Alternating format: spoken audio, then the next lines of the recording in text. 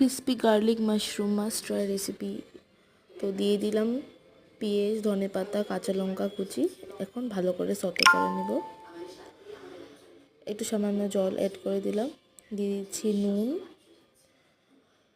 Chilli flakes, black pepper. এখন দিয়ে দিলাম সাদা তিল। ভালো করে মশলাটা বয়েল করে নেব।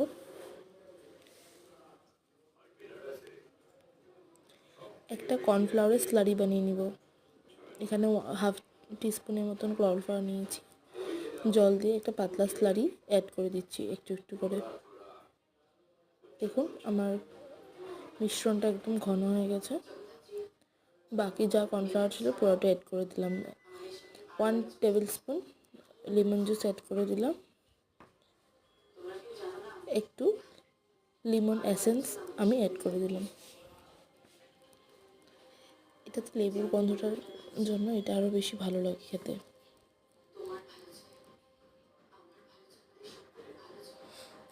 এটা গন্ধরাজ লেবুর, আপনারা অন্য লেবু দিতে পারেন, বাট গন্ধরাজ লেবু দিলে বেশি ভালো হয়।